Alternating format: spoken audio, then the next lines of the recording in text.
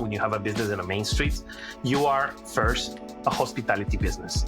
And this is what you need to do. Make a positive contribution to that experience that actually brings people downtown. How our design looks is almost secondary after how our design makes people feel and how our design makes people act.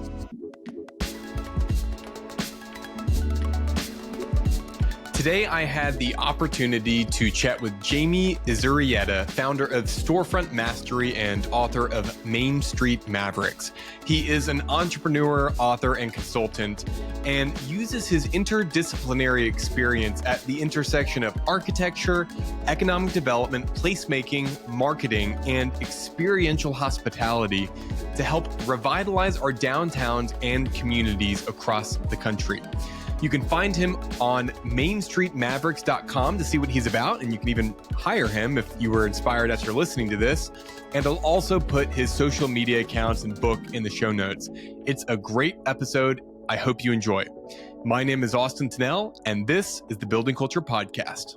And now, Jaime Izurieta. I want to take a moment to thank the sponsors of our podcast, Sierra Pacific Windows. They are a national window and door manufacturer of some really high quality windows and doors. We use them regularly in our building culture projects. So if you've got a renovation or new construction, I highly recommend you talk to your local distributor and check them out. Also, One Source Windows and Doors. It doesn't just matter the manufacturer, it matters who you're buying your windows from. And if you're in the state of Oklahoma, One Source Windows and Doors, they've got a showroom in Oklahoma City and in Tulsa, and they service the entire state.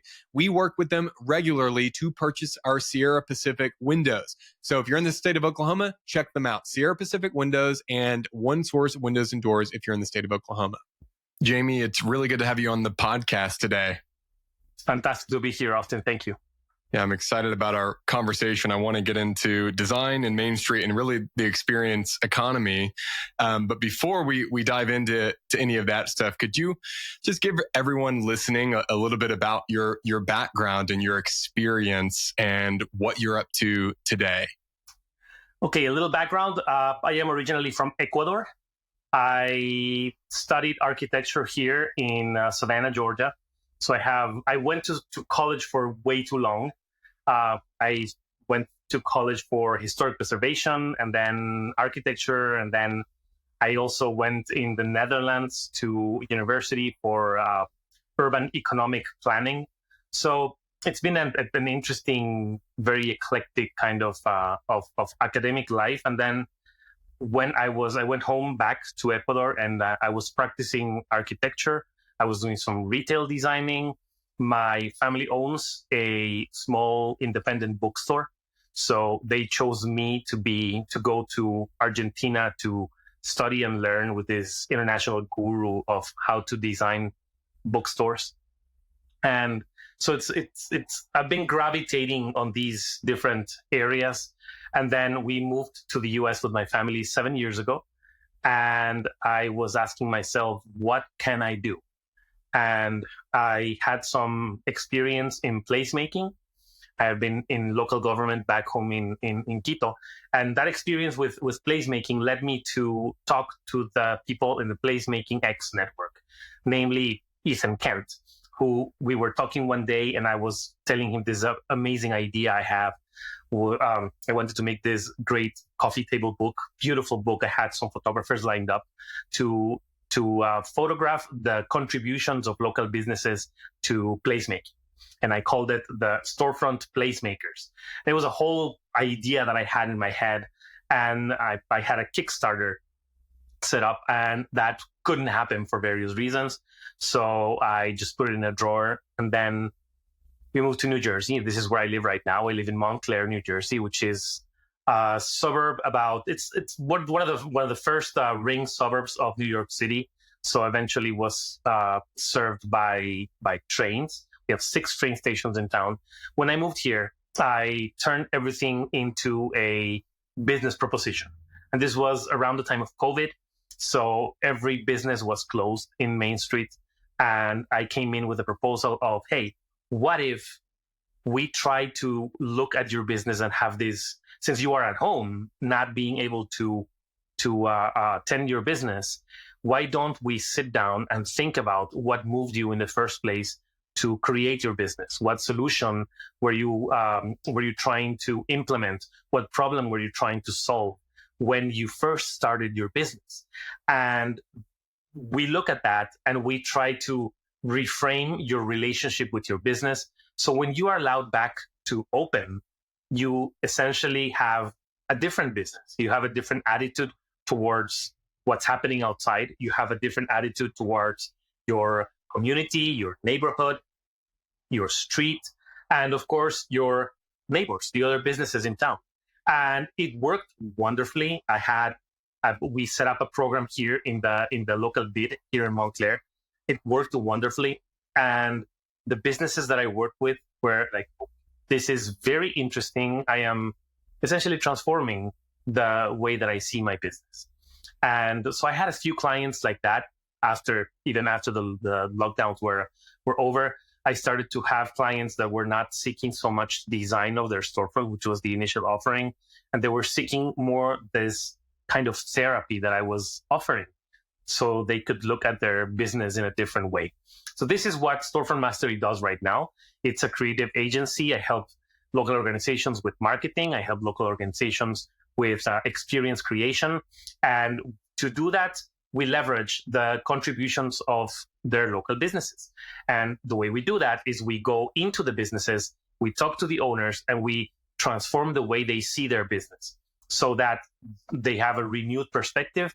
Their contribution to the sidewalk is much better, it's much stronger. So the job of the local DMOs, the district management, destination management organizations, and the BIDs, the business improvement districts, and of course, Main Street, downtown, etc., whatever district organization is managing the downtown, they have their burden is lightened basically because they have so many great contributions from their local businesses that are aligned with the vision, aligned with the brand of downtown. So it makes everyone's job easier, and it changes entirely the attitudes of the people in downtown. It changes the attitudes also of the users. So it fixes the interaction between the system, which is the downtown, the built environment, and the users. So all that to tell you, this is what I do now. I have a creative agency that tries to improve the quality of the interaction between users and the built environment. That's really wonderful. And it seems like you're really focused on, small local businesses, and to kind of set the stage for that a little bit about why that's important, why I think it's important, and what kind of attracted me to you, because I found you on Twitter, on X.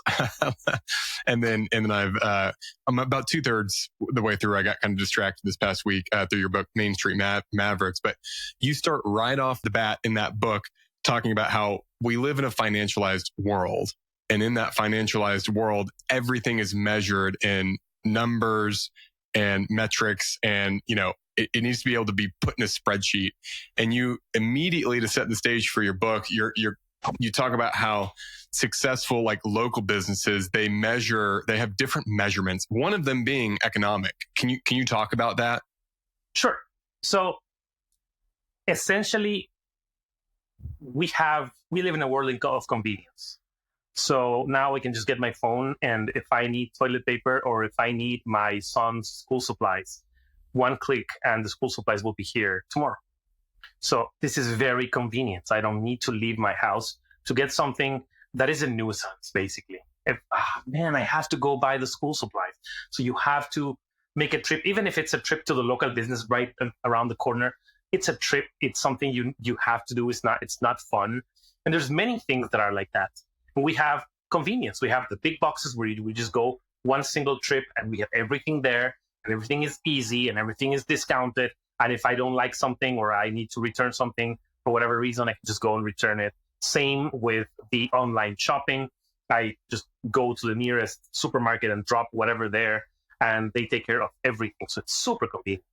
And there's other economic reasons why these organizations have been able to grow so much and occupy so much space that are squeezing the local businesses out. So if I go to my local business and try to find the perfect I don't know, a lunchbox for my kid, it's likely that they will have 4 or 5 different options. Whereas I go online and I have 1,000 options to choose from. And so the role of the local business stops being the convenience. It's not the convenience anymore because I find that somewhere else. So they become they need to become these sort of tourist organizations that what they're doing is contributing to the allure of the entire downtown. Because foot traffic, if we don't do that, will go somewhere else. Foot traffic will go to the big box, or we'll stay at home and click, right?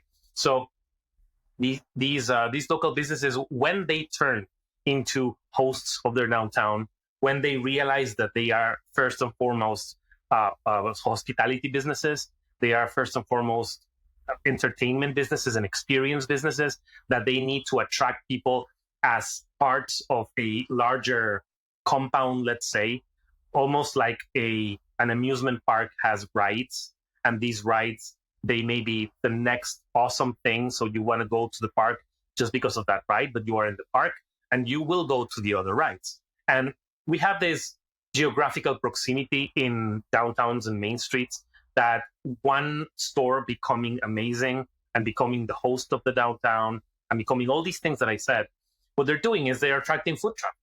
And one business's foot traffic is the downtown's foot traffic, because there's no way to just materialize in that business and then materialize out. You need to come. If you walk, awesome. If you drive, you have to park somewhere, you have to walk. So the entire downtown starts to be this experience as opposed to something convenient. It's something you want to see. It's something you want to be immersed in. And so their measurements are not just how much I am selling. Their measurement is how much I am contributing to build up the community, how much I am contributing to build up the local economy, how much am I contributing to the resilience of the local economy, and how much am I contributing, yes, to make this downtown an amazing thing.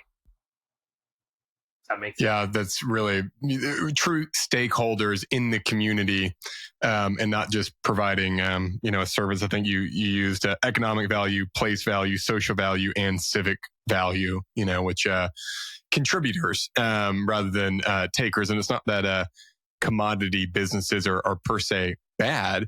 It's just that local businesses can't compete with that on a pure commodity convenience basis, but nor should they. Like, we don't want to, because in my opinion, like, local businesses is so much, it is a reflection of our culture and their culture creating and community creating.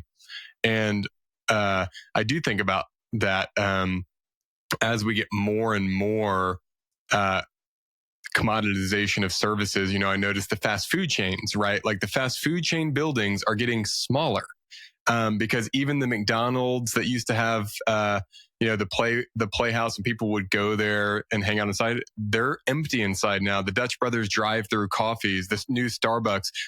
The new Starbucks is not a third place anymore, completely detached from the original vision. Like, they're just these tiny boxes where you can fit the kitchen and service enough cars. And I get it from a financial perspective.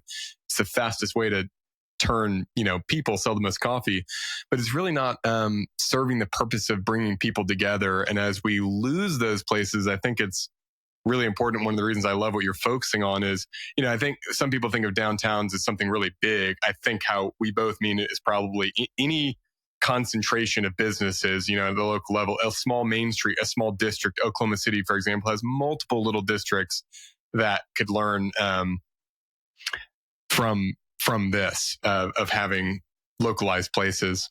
And you're mentioning Starbucks, so there's a connection to all of this. So there's lots of businesses that still want to compete in the same terms that online and big box giants are presenting the game.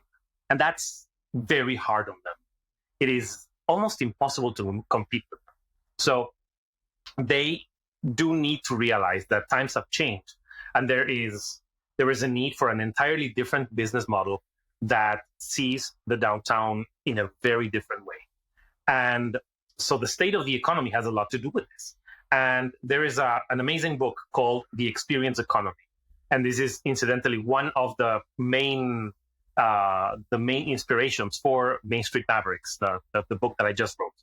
And so the authors of this book, James Gilmore and Joe Pine, what they say is there's different stages of the economy. In the first stage, we are just gathering. I go and I get my carrots and I eat my carrots. The second stage is when I process these carrots. I go and I get the carrots and I make carrot juice, right? So I can sell you the carrot juice for an added charge. Then the next one is when I become a service economy. Service economy is I go and I purchase all the carrots from everyone. I make the juice for everyone and I sell and distribute the juice. This is a service that I am providing for. And then we move up and then we move to the experience part, in which the way that I provide the service becomes the product. So if I provide you this carrot juice service in an amazing way, I get you into my store and I keep you in my store for a longer time. I sell you a good time. I sell you time well spent, right? This is the experience part. And then we move, and this is where most main streets are right now. And then we move on to the transformation part. The transformation is where I guide you into something that changes your life, in a positive way and changes your life for the better. So these are the stages of the economy that Joe Pine and Jim Gilmore explain. And when we are in most downtowns and main streets, we are in the experiential part. We are offering an experience, whether we design it or not, whether we plan it or not. We are offering an experience to the people who come to downtown. And this is when local businesses need to realize that times have changed. We are in a different stage of the economy. And what we need to do is we need to contribute to that experience. We need to make a positive contribution to that experience that actually brings people downtown. And like I said before, my foot traffic is the downtown's foot traffic. There's no way to separate that. So the best businesses are going to bring the most sales and the most foot traffic. And that happens in every single area of the economy that you look at. There's going to be a top 20% that gathers 80% of the business. There's going to be a 20% that causes 80% of the profits. It's going to be a 20% that, makes the 80% of the sales. This is what's called the Pareto principle. So when we look at these businesses that they need to see themselves as experiential businesses, as hospitality businesses, we look at Starbucks. And what Starbucks has done is amazing. They started being this third place. They started being a place where you could come and you could plug in your computer and stay for the whole day, just have one coffee and just be there and work or play or do whatever in there, meet your friends, whatever. As times progress, their business model has changed, and it's very hard to find an electrical outlet in a Starbucks. So the tables have changed and the configuration of the store has changed. So it's not a place that receives you and keeps you there anymore. They have devolved, we may say. Their brand has devolved. And they have noticed this.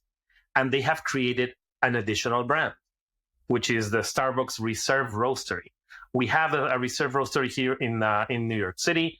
There's Reserve Roasteries in Milan, in Chicago, in Los Angeles. In different, I don't know if with this they have one in Oklahoma City, but they have a few roasteries that have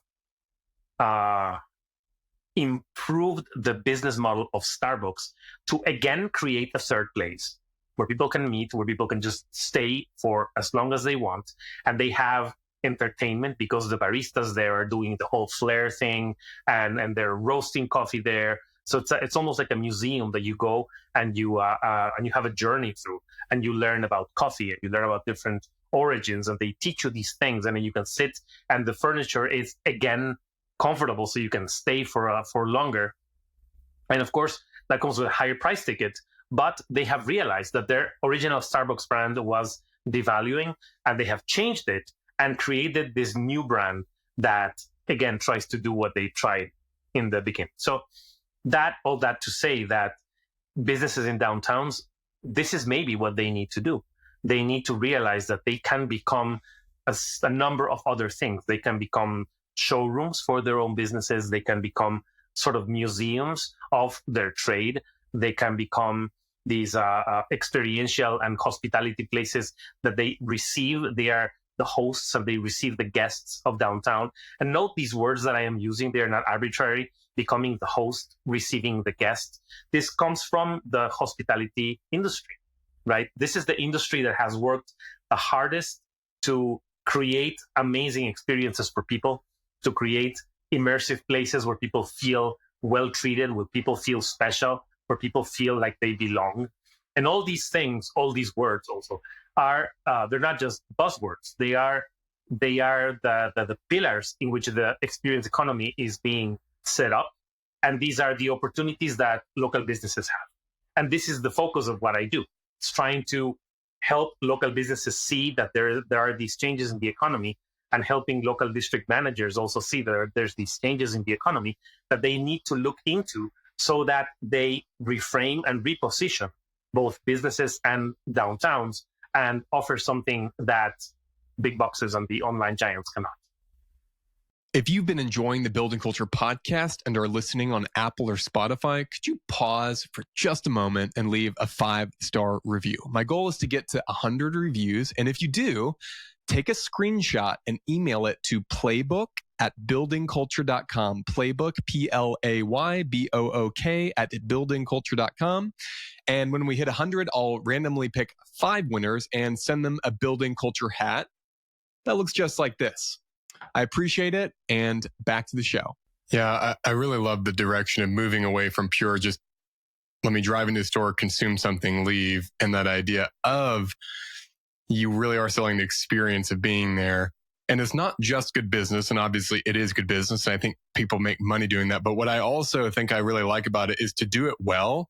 I think there has to be a real authenticity there of wanting to delight people and give people like literally a great and enriching experience. And then kind of like the today world of, like you said, just click a button and order something. And it's on your doorstep, whatever you want, you know? And I think for me, at least, COVID and the lockdowns were actually it almost accelerated my thinking here, because guess what? We Postmated a lot, you know, doing the Uber Eats, and we would order food from a good local restaurant and eat at home. And it was always so unfulfilling and disappointing. Like, I don't even know. And yeah, it's a little bit soggy, you're right? So it's not as good, but like, you just completely lose all the things that made it special to eat that thing. And it made me realize, like, oh my gosh, like, yes, the food is important, don't get me wrong, but like, that is just a small piece of the experience. And I think it's very humanizing, you know, especially once again, in the age of the internet, in the age of social media, where we really don't have interactions. It's not just like good business and the way to like make more money. Although once again, it's a way to, I think, be more human, and once again, serve and delight people. And I think those are all positive things. And it's funny you should mention the Uber Eats during COVID. I have a client here in Montclair. She has an Ethiopian restaurant. She is an Ethiopian immigrant, and she has this amazing Ethiopian restaurant. Ethiopian food is very hard to make. It takes time. Making the injera, which is the Ethiopian bread, takes at least 2 weeks of fermenting, and it's crazy. So they need to have an inventory 2 weeks in advance so that they have enough bread to offer people. This is, as you can imagine, this is not a cheap service. And so she had her restaurant, which is amazing. She didn't close during COVID. This is great. So it is amazing still. And so during the lockdowns, her activity was pretty much zero.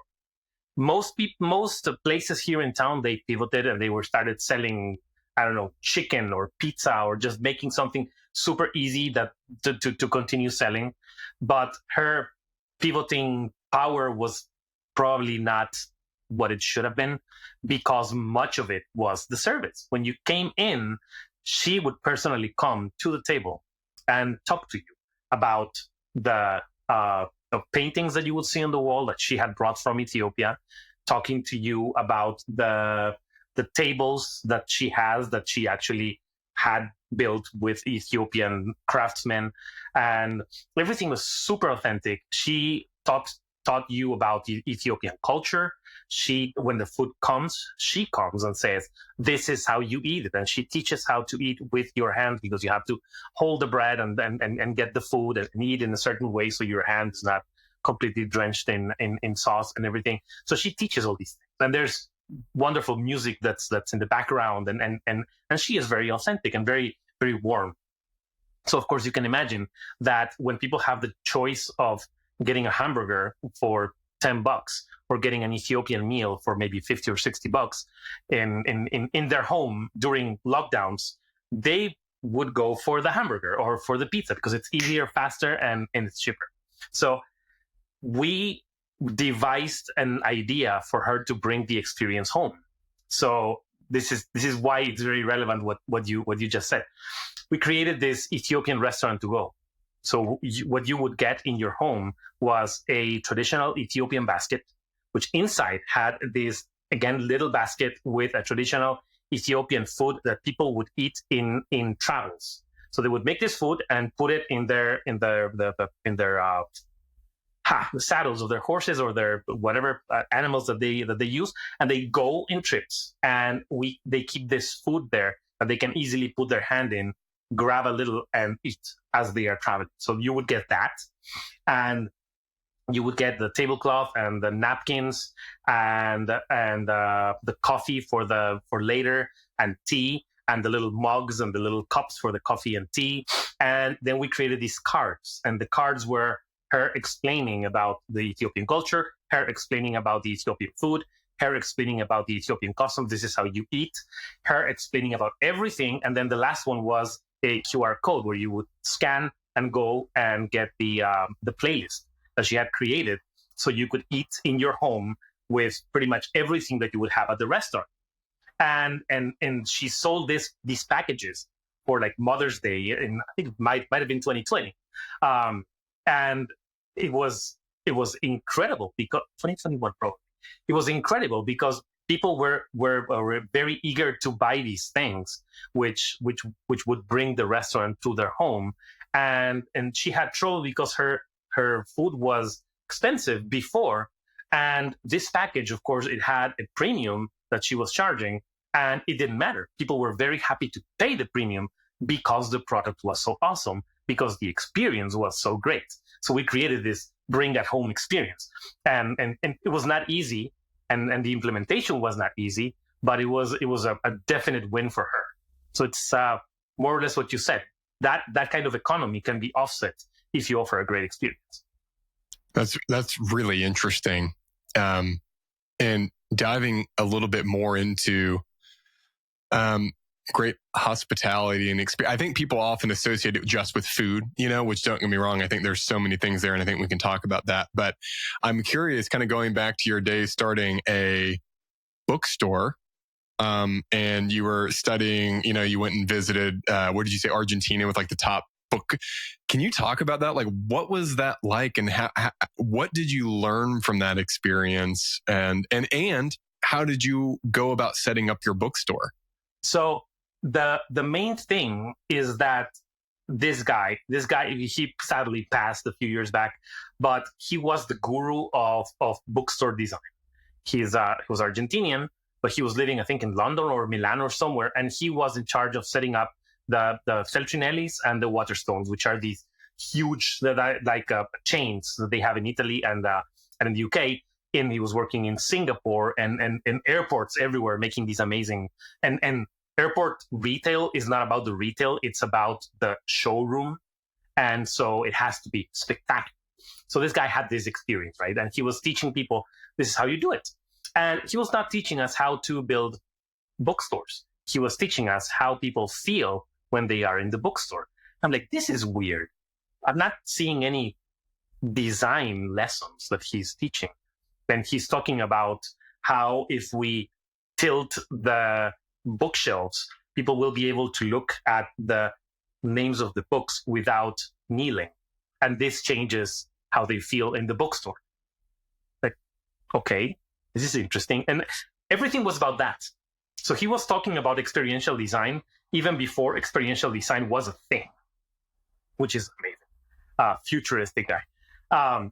And so what I learned is that design is not about design. Design is about the users and the interaction of the users and the system. This is how, if you are a coder, this is what you need to create, something that allows your user to easily interact with whatever the system is offering. And in the end, that's what we do. That's what you do, right? When you build a wonderful building, a house, what you're doing is you're solving the interaction of the people who live in that house and the system, which is how they live, the house. And this is what pretty much everyone does. And this is what I learned, that our design, how our design looks, is almost secondary after how our design makes people feel and how our design makes people act, because they feel in a certain way and they will act in a certain way when they are interacting with this design. So I came back and I teamed with a wonderful interior designer, and we created this place that was based in the journey. So it was not a place that you would come and buy a book. It was not a transactional bookstore. It was an experiential bookstore. You would come and we designed the journey of the people around it. We designed all the elements. It was based on a double helix kind of thing. So it was essentially we designed the journey and then we designed the bookstore. So everything, all the details came later after we figured out how the interaction was going to be. And that is probably the biggest lesson. First, you design the interaction and then you design whatever details. I think that has served me very well in my recent years as I progress with Storefront Mastery.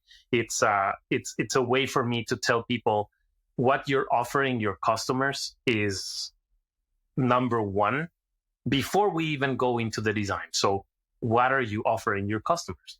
What kind of experience do you offer your customers? What is the feeling that your customers will have when they leave your store? As they leave your store, what is the exact feeling you want them to feel? Write it down and give me that. And I will know that you may want to keep them expecting. It's you want to build up expectation for something that will come later. Maybe you want to build up loyalty, but loyalty is not a feeling. So how do you build up that loyalty, right? So making questions and questions and questions, trying to dig deeper into how do you want people to feel when they are in your place? That is probably the most useful thing and the aspect of my work with the most incredible impact on the users at the end, because it works. It really works. When we try to do that and we implement these things, the customers of my customers, the customers of my clients, when they come into their stores, they behave exactly as we predict, because it's easy when you are, designing it for the interaction before you are designing it for the aesthetics. That's really interesting. I like that. Like, how do you want people to feel? Because even as building culture, we've largely the thing that we sell is houses, in terms of specifically, and that's how we make money, by selling a house to someone. And there's multiple other things we do too, architecture and all that. But one of the things we've been thinking about and talking about as we've been thinking about hospitality more in our business. And one of them, for example, is a simple one, is the closing process. Is so terrible. Like you're buying this amazing thing. You're buying probably the most expensive thing that you've ever paid for, or, a house.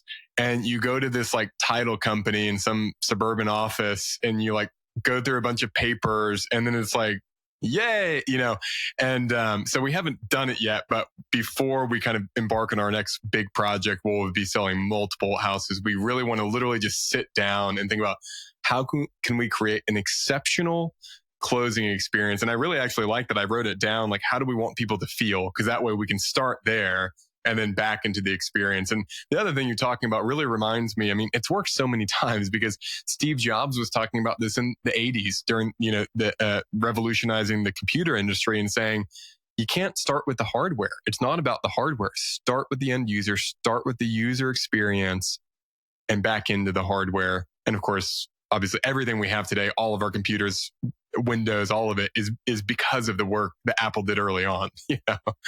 And it's amazing how often I forget this. Like I can get really obsessed with the architecture and the details and all that. And but it's been over time that I've been increasingly thinking about more the people. At the end. That's really helpful. You're not selling. You're selling craftsmanship. You're selling commitment. You're selling respect to tradition and respect for materials and respect for locality. So I'm guessing that you are not going to, if you are building in Canada, you're not going to bring, wood from Norway or from Argentina. You're going to use the wood from Canada. So you're honoring the local. You're honoring traditions. If you are going to cut the wood and then you bring this amazing tool that you bought in Switzerland, but no, the locals have this whatever tool that they have been using for 500 years and it's been perfected for that type of tree. If you use it, the end result will be much better. So you're not selling a house. You're selling understanding of local processes. You're selling the pride of the craftsmanship. And when you do that and people notice that, this is how you make them feel in a certain way. And what you're designing is what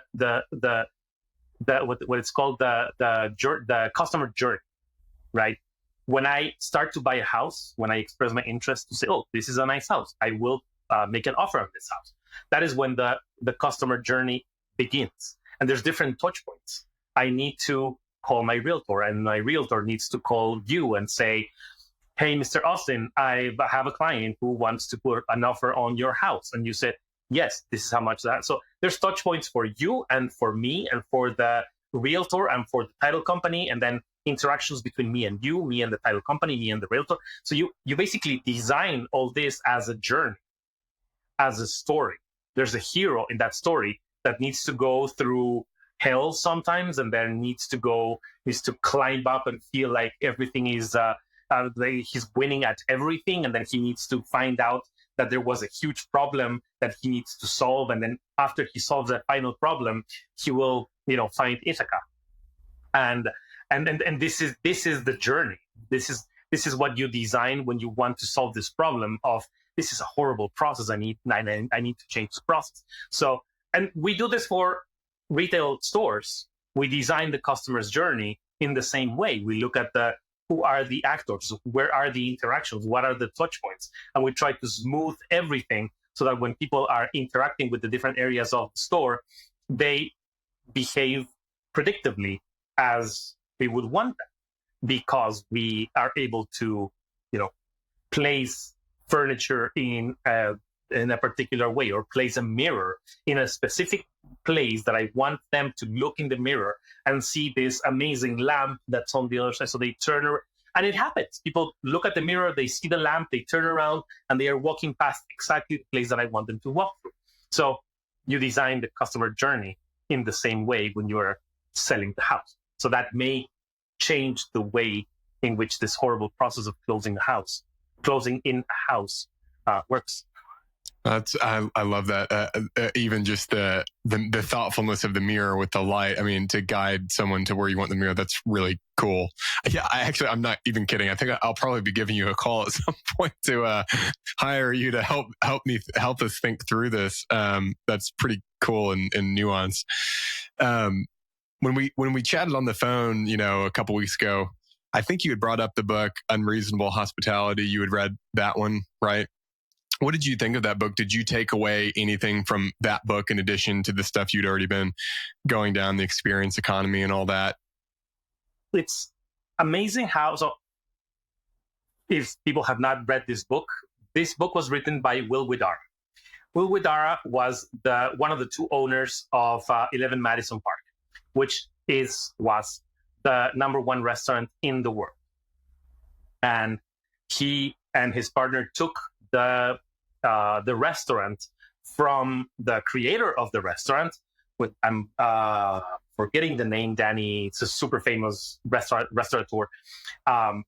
And they took over the restaurant, and it was a great restaurant, a very, very, very prestigious and good restaurant. But it wasn't the number one restaurant in the world. And they took it to number one by, and this is the book, by being unreasonable, by treating people in unreasonable ways that made people feel absolutely special, like they are the most special person in the world, that nobody would do that for them. So he tells stories about families that are eating in the restaurant, and this is the last meal before they leave New York. They have been there visiting for a week, and they've never seen snow, and it's snowing outside. So after the meal, he brings a car and brings them all snowboards or whatever, sleds, and takes them to this little hill in Central Park so that they can go sledding and see and taste the snow for the first time in their lives. And just basic things. Another couple who was, again, having their last meal in New York City, they hadn't had a hot dog. He went outside to the hot dog cart, bought hot dogs, brought back the hot dogs, and served them in 11 Madison Park style. And so these people could have hot dogs, New York City hot dogs, before they left. So these unreasonable things that they do for people that are incidentally what great businesses do to accommodate their customers. So Disney does it. Of course, restaurateurs and hoteliers, they do it all the time. If you go to your hotel and you find a little chocolate with a note on the pillow, that is, you feel special. That is not unreasonable because everyone is doing that now. But maybe you mentioned that you like this particular brand of chocolate, and you find that specific brand of chocolate in your pillow, on your pillow, and you say, "Oh, they listened to me. They were open to the expression of desires that I had, and they fulfilled some of those desires, albeit in a very, very little tiny way, but they make me feel as special as possible." And I think that's the biggest takeaway, that when you have a business in a downtown, when you have a business in a main street, you are first a hospitality business. And this is what you need to do. Maybe you are a gift shop selling funny socks. Maybe you are a pastry shop selling fantastic pastries. Maybe you are a French baker. Maybe you are someone who sells eyeglasses, whatever. You are first a hospitality business, because when people come to you, as opposed to going to Costco to get their glasses, they are visiting downtown because of you. You are the attraction in the downtown amusement park, and you need to be hospitable. You need to entertain them. You need to make them go through an amazing experience, and you need to guide them through this transformation that changes their lives. Maybe little kid that's getting his first eyeglasses, and this is a scary experience for the parents. This is my case. It's a scary experience for the parents because you don't know how the kid is going to do with the eyeglasses when he's 7. And he's scared because he doesn't know. It's the first time he's going to have something on his face. And it's not the most pleasant experience. If I come into this place and they are unreasonable and they are greeting me and hosting me and my family, and making us feel special and making us feel like this experience is actually a positive one, that is when I fall in love with downtown. And if every single great store in downtown does the same thing, everyone falls in love with downtown. And what happens when people fall in love with downtown? Happens what Chesterton said, that Rome is not great. People don't love Rome because it's great. Rome is great because people love it. So it changes the perspective. You make people fall in love with downtown, immediately civic pride goes up, immediately involvement in volunteering and cleaning and treating the downtown great goes up. So what happens? It becomes this flourishing downtown that everyone wants to see. So you get your Mavericks. This is why the book's called Main Street Mavericks. You get your Mavericks, you get your attractors, who are the best positioned, the most successful businesses, the top performing businesses in downtown, and you make them amazing. What's going to happen is the entire downtown will become even more amazing, because people will fall in love with it. People will take better care of it, and it will look better for everyone else. And then more people. So it's a virtuous cycle that keeps bringing more people into downtowns. More people means not just more customers. More people means also more investors. It means also more residents. It means also more entrepreneurs. It means also new ideas. And when you bring entrepreneurs and ideas and investors and residents into a place, amazing things happen. And this is how places have grown historically. This is how our places can keep growing now. Speaking about great downtowns, and the hardware comes secondary, to the great businesses and the people and all that. But how can the hardware support these kinds of things? Obviously, building great hardware, great architecture is not going to make these things happen, but how can it best facilitate it? Is that how you think about it, facilitating these things? Facilitating is a good word. It means that architecture is there so I see downtown as an event. I see downtown as a moment. And when you see downtown as a moment, what happens is it's part of the story. Story happens through time. And when you see it as a moment, it is time, right? So we start to look at it in that particularly different way, I guess. And it achieves something that we're not used to, which is people wanting to come back to downtown. And I guess that's the whole sauce of it. It's bringing everyone to downtown to interact with downtown. I don't know if that answers the question. I'd like to take a moment to thank the sponsors of our podcast. First, Sierra Pacific Windows. We use their windows on the majority of our builds at Building Culture, and one of our go-to products is their H3 casement window. We love casements because they open sideways, they open all the way, they kind of have this classic window feel, and I really like that you don't have that horizontal bar when looking from the exterior. And to get really nerdy on you, we really love their 5/8 putty profile on the window, which kind of feels updated, but still a very classic detail. Also, Sierra Pacific Windows. If you are in the state of Oklahoma, Sierra Pacific has a showroom in Tulsa and Oklahoma City, and we actually purchase our Sierra Pacific windows through them. Because it doesn't just matter the window manufacturer, it matters who you're buying your window from, who's putting that order together, who's installing it, who's warranting it. And we work with both of these people at Building Culture, and I was very happy to say yes when they asked to sponsor the podcast. All right, back to the show. Well, I think, and it's interesting because this is how I think about it as well. And I remember introducing a friend to the idea of placemaking.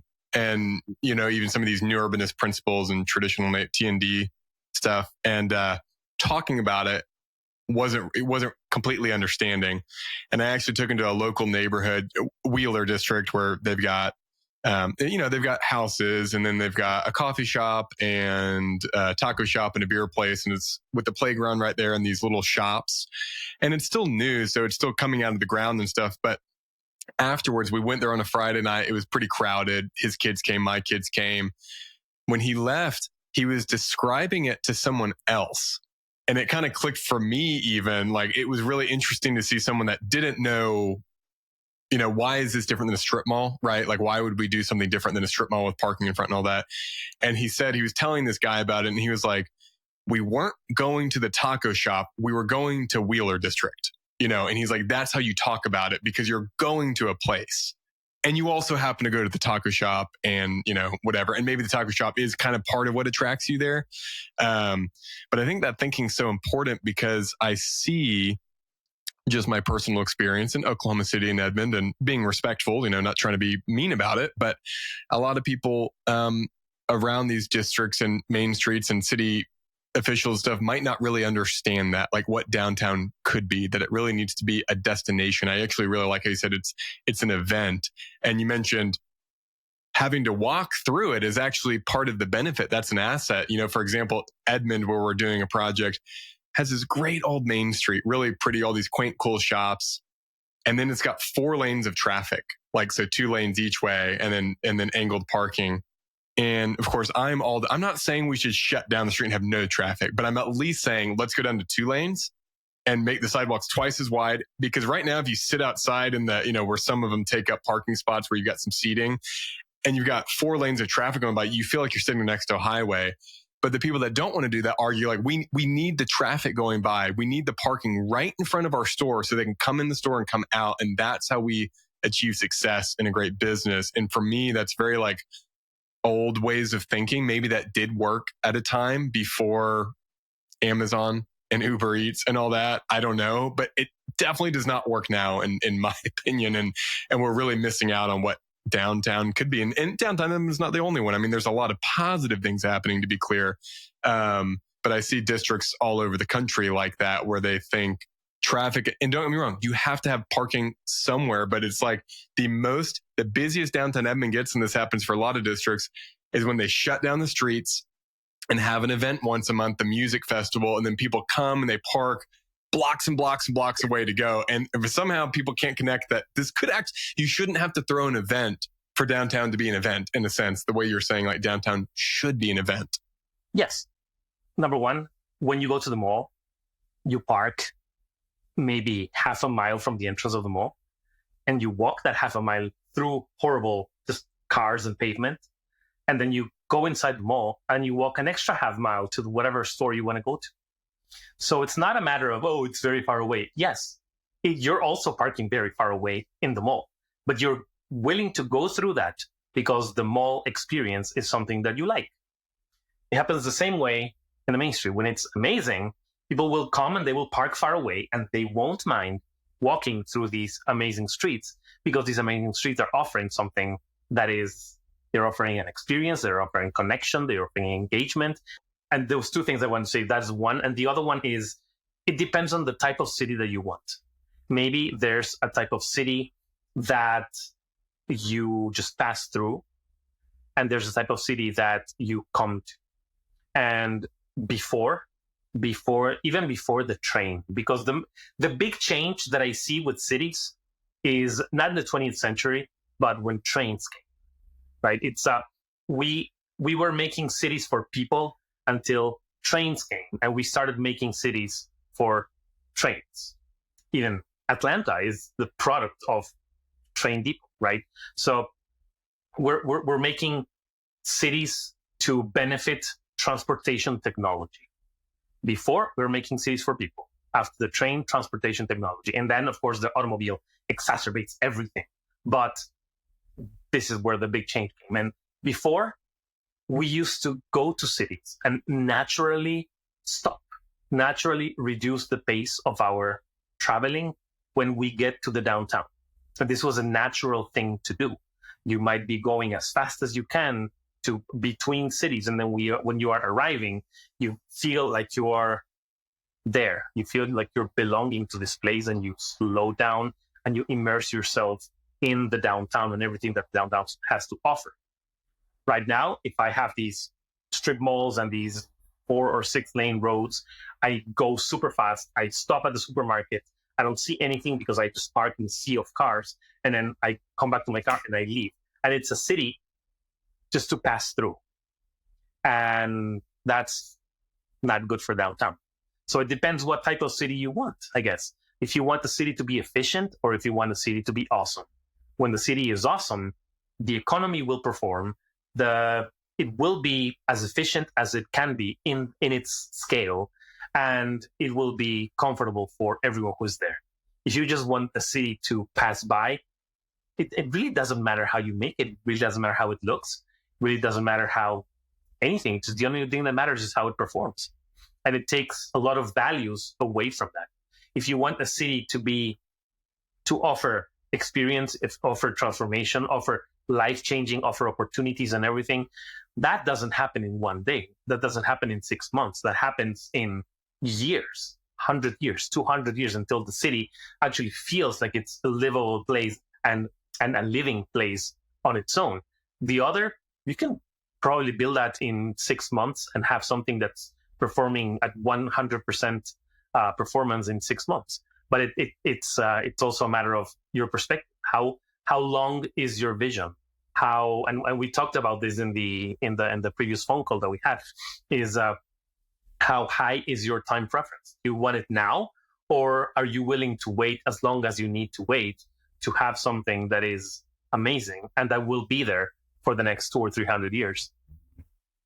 Yeah, it seems like the having a low time preference, having that long-term vision is so essential. And it's interesting because it really does come.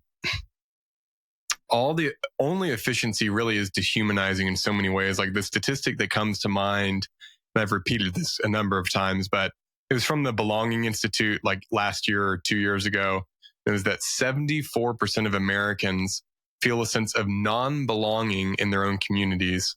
And, you know, you could say that's just their subdivision or something, but I actually think that's probably like just because you're really not part of anything, of any coherent place, any coherent identity.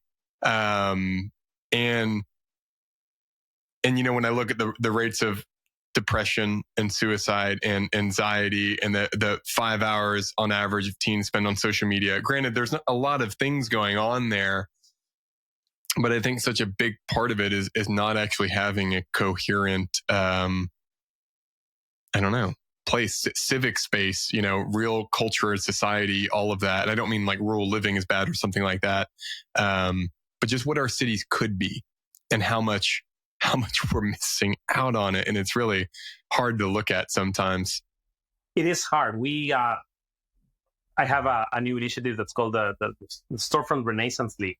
And my partner in Storefront Renaissance League, we did a webinar with the Congress for the New Urbanism. It's called the Park Bench. And we were talking about third places and how third places, as they were originally studied, it would be not the home and not the office, but third places where people would meet and where people would share, and they had a very low barrier of entry. So it was just easy to go there and meet unannounced and spontaneous. And these were places that pretty much allowed civilization to grow. And one of the things that we were talking about is that technology has, so third places are a geographical thing, right?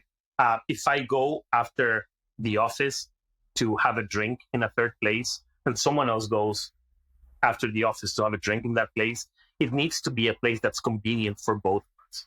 I'm not going to drive 2.5 hours to go to a third place that is disqualified as a third place. It needs to be somewhere that is convenient, at least a minimal deviation from my journey from the house to the office, to the office to the house. So technology allows us to have digital third places. And there's a fantastic book by a Silicon Valley philosopher. He's a venture capitalist, but he's become a philosopher. His name is Balaji Srinivasan. And his book is called The Network State. And what he's saying is that technology is now allowing us to form these communities that are entirely digital. So you said you found me on X, and there's a lot of mutuals on X that share a lot of ideas, that share a lot of principles, that share, there's a ton of urbanists who are working to make their cities better and have amazing ideas that may coincide in some and disagree in others. But there's community that starts to form there. And it starts to filter and bring the people who are really into the ideas of each other. And that becomes a strong community, as a third place may have become in the past. People started to make, beer halls where only people who had, an affinity for dogs would come because they would bring their dog. It would be a dog place. If you don't like dogs, you don't go because it's going to be filled with dogs. What's the point? So in the same way, it gets filtered down and these communities are built online. And at some point, these communities will need to ground themselves. And when they have distilled their principles enough and they ground themselves, they may ground and maybe create new cities, maybe descend in places that need help and be that help and be that change in those places, and just bring their ideas without geographical proximity, but then make that into a geographical proximity thanks to the ideas, thanks to the community that's formed thanks to technology, and then grounding that. So I think, yes, there is a very, very big downside of how technology is keeping us apart, but there is a big upside also of how technology is bringing us together. We are sitting in this place in New Jersey and in Oklahoma, very different realities, very different everything, because of technology that allows us to be together. Absolutely. It reminds me, you talking about this, I was listening to, what podcast was it? I can't remember. Maybe Invest Like the Best or something. And Dunbar, I forget his first name. He's a psychologist, but Dunbar, the 150 number that a lot of people know of, Dunbar's number of like how many people can you kind of like live in community with. And I was listening to his podcast and I didn't realize it, but I always had known the 150, but he breaks it down into increments. It starts with like 5 people. Like on average, everyone has like 5 people in their life that's like really, really, really close with. And I immediately knew who the people were in my life. I'm like, yeah. And then like 50. And he talks about those people you have to see once a week on average, to be able to maintain their relationship. And then it goes to 15. You have to be able to see those people so often. And he brings up social media. Like once you start getting out of the ripples a little bit farther, when you're at the 150 and the 500 and what those relationships mean, he was like, when you're pretty far out, you can maintain some like loose relationships with, through social media, and it can kind of bring it in your orbit and your network. But he also talks about there is absolutely a limit to what distance and technology you can do. And you're talking about grounding. It's like ultimately to bring that to a really community level type stuff where people feel a sense of belonging, technology actually can't overcome, that aspect once you kind of start narrowing in enough. But it just reminded me that it was interesting. No, it's super interesting. And then, of course, the next step after the 150, probably the 500, the next step is creating that geographical proximity to ground. So it may be that these communities that are forming online, they may evolve into actual communities that make actual change in places that desperately need it. Absolutely. I think about seeing you or this Strong Towns movement, or I'm going to a conference this year. And I'm going to the people I met online, but now going to meet them in person, and pretty cool. But what are some of your top if people were wanting to go and visit either a great downtown? Of course, there's different scales, right? There's big, Chicago or something, and then there's much smaller main streets. Do you have any like favorites where you're like, hey, if you really want to see a great downtown with some amazing businesses and go get inspired, where do you send people? Okay, I've actually thought about this. So I am extremely biased towards Savannah.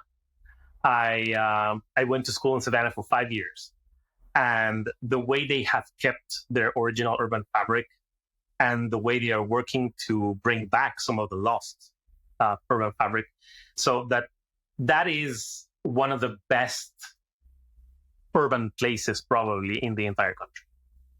And the architecture is fantastic. The interaction of the ground floors with people is fantastic. The way that the city is designed in repeating patterns, it allows you to ground yourself and orient yourself just amazingly. And since it's a place that has been working a lot and has an amazing university full of creatives there, it means that all the ground floor places that are not residential but something else, not just commercial, it could be, it could be community or it could be whatever, have this great way of interacting with people. So Savannah is probably one of the best places in the entire country to go and see great urbanism. There is South Beach in Miami. Miami Beach it's a very interesting community. It has this old Lincoln Road Mall, which is it's a 50s pedestrian mall outdoors, and it has a few amenities along the mall, but the scale of it is amazing. After COVID, it has not been the same after COVID because many businesses have left and they have been replaced with chains and it has devolved a little bit, but it's a wonderful place to be, and it's a wonderful place to see great architecture. The proportion of the width versus the height of the buildings is just perfect. They have taller buildings, they have beautiful buildings, they have a lot of Art Deco buildings, which is something that is the style that speak America, the Art Deco, and that inspires. As soon as you are in contact with an Art Deco building, you get inspired, and I don't know why that is, but you're inspired. So South Beach, there's a place I love in California, which is called Laguna Beach. And I don't know if you've been there. It's just fantastic. It has lots of little streets where you find amazing buildings, and it's just a great experience. And there's a very large difference between the height of the streets and where the beach is. So you get great views of the beach, great terminated beach. That is just a fantastic place. As far as larger downtowns, I am a huge fan of Seattle. I have not been in Seattle for 6 or 7 years now, so it may or may not have changed. I don't know, but when I was there, I was able to experience this amazing place with great large buildings. The way that large buildings interact with the sidewalk, because we are going to be the same size whether we are in a house or in a huge building that occupies the entire block. So the way that building that occupies the entire block, if it's an urbane building, if it's a humane building, the interaction will be good. And Seattle has been very good with that. It has been very bad also. The Seattle Public Library is one of the worst buildings I've ever seen in my life. But many other buildings are very good, big buildings, which is interesting for a big downtown. And of course, New York City, I'm also partial to New York City. This is where the big city that I have very close. And I like downtown. I like the financial district because it has a lot of Art Deco buildings that are super inspiring. And these places have incorporated sculpture. These are very tall buildings that you don't feel like they are as tall because they have treated the ground floors in a very humane, urbane way. So yeah, that's probably a list of 5 places that I would say, yeah, Seattle, Laguna Beach, Savannah, downtown Manhattan, and Seattle. I haven't been to South Beach. I'm with you on all of it. I've been in Laguna was like 16 years ago, but I still remember it. And Savannah really is absolutely wonderful. I need to go to South Beach. That's interesting. I think Steve Mouzon was there in South Beach, right? He was there. He's on Alabama. Yeah, right. Yeah.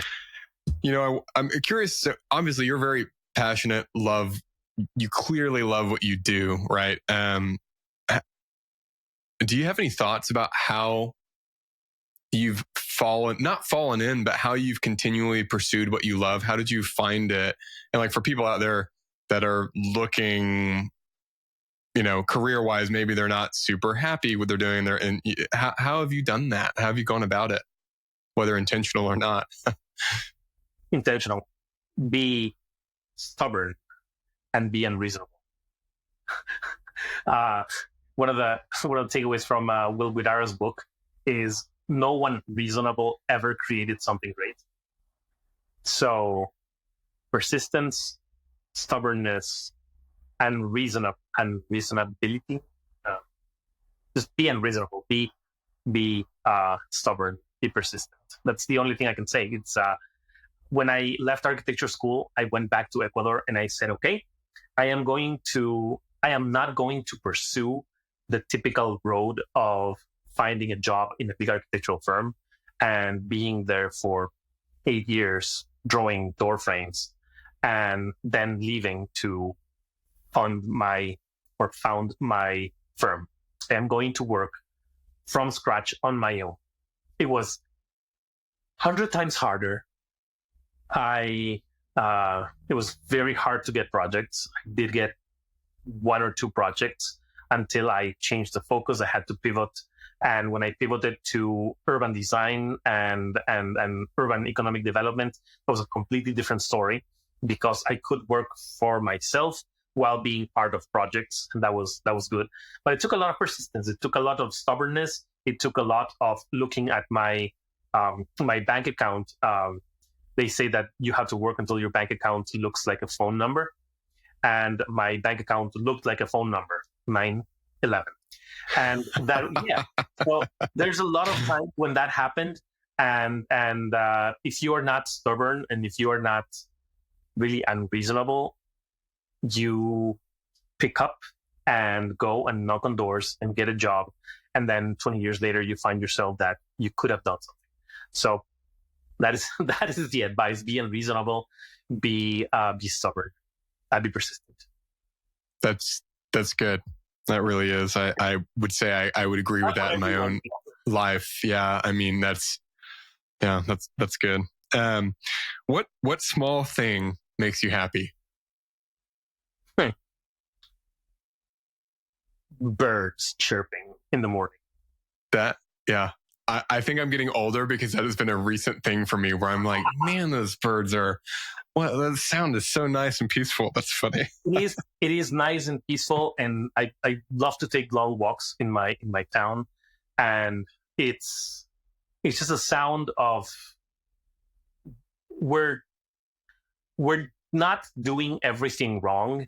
If birds are still living among us, it means we're not doing everything wrong. That's good.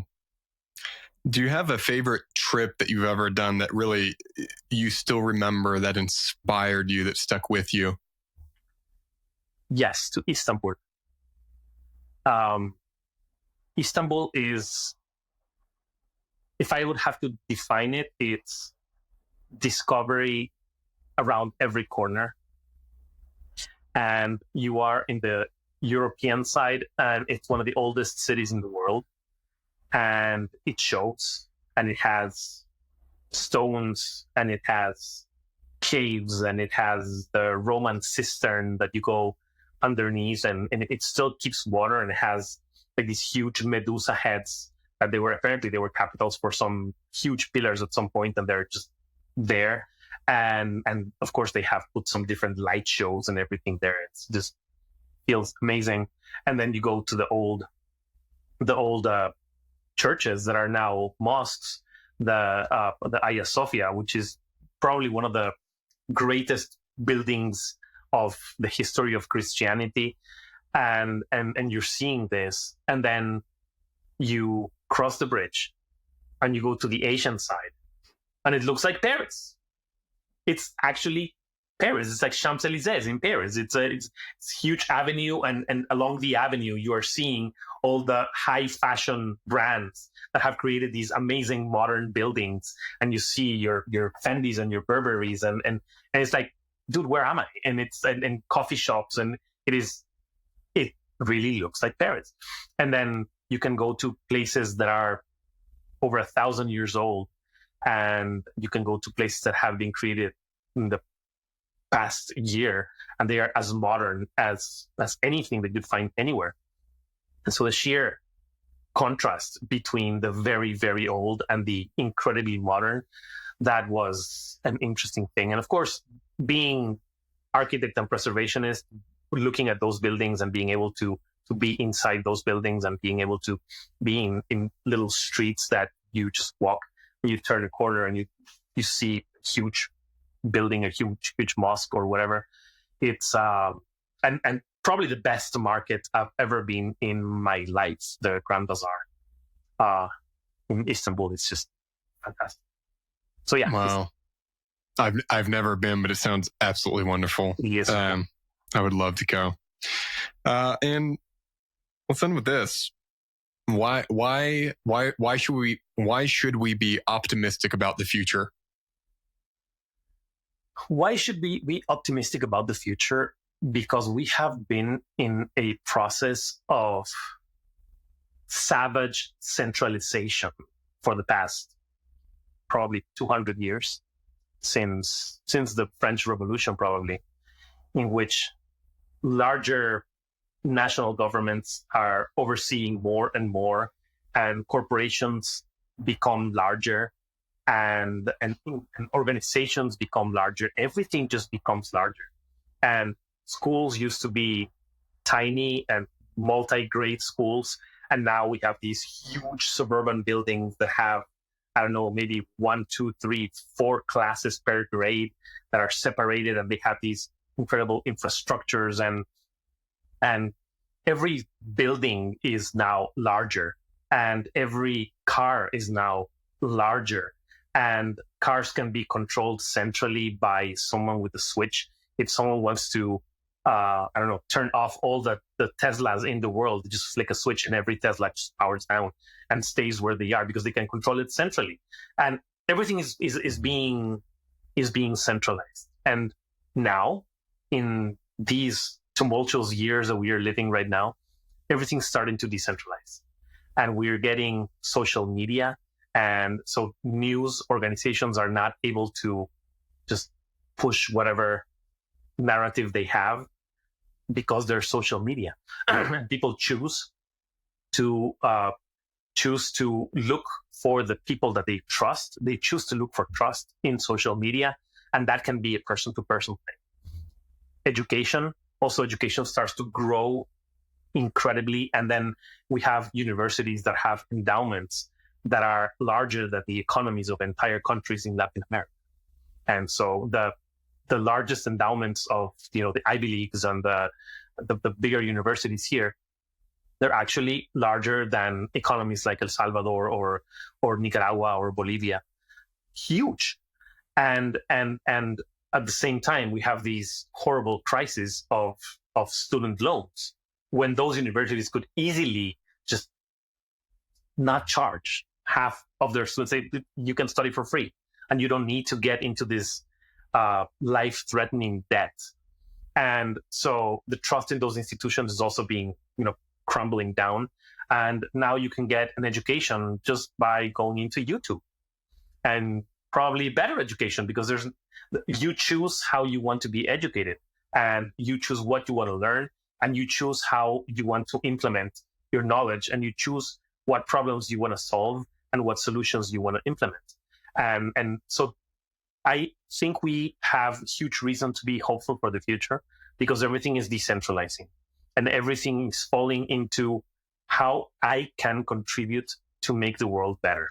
What is my contribution for the environment? What is my contribution to build up my community? What is my contribution to create beauty? What is my contribution for anything in the world? It all boils down to what is my individual contribution. And I think that's how communities are made. I think that's how communities are strengthened. And I think the future will see a lot of that. We'll see a lot of individual contributions. You'll see a lot of individual people who are finding themselves and coming together and joining forces from the ground up, from the grassroots, and saying, hey, this is a better solution. We don't need whatever solution is coming from above. We are going to implement that. So decentralization, that is why we can be incredibly hopeful for the future. I love that answer. This could have been a whole podcast of its own. So we'll hold off for another time when hopefully I get to meet you at some point because I would love to talk more about that. How can people find you? Your X profile, your website, book, even hire you, all that. Yes, please hire me. Okay, so my website is storefrontmastery.com. So that's the easiest way to just find all the information about me, storefrontmastery.com. I am on X. I am in Facebook Storefront Mastery. I am in Instagram, also Storefront Mastery. I am LinkedIn. If you look for the Storefront guy, that's going to be me in LinkedIn. So yeah, the easiest is just go to storefrontmastery.com and you'll find all the information there. All the information about what I do and how I can help. Awesome. Well, Jaime, it's been a real pleasure to talk to you today, and look forward to staying in touch and hopefully talking again in the not too distant future. Absolutely. There's we also need to touch the Adobe construction part. I would love to talk to you about that. It's the whole different. We'll do this again. Awesome. Thank you, Austin. Right. Bye. If you've been enjoying this podcast, please like, subscribe, and share with your friends. And if you're listening on Apple or Spotify, please leave us a 5-star review and take a screenshot, send it to playbook@buildingculture.com. And when we reach 100 reviews, I'm going to send out 10 building culture hats, like up there behind my head if you're watching video, and I'll send it to your house. Thanks so much for listening, and catch you on the next episode.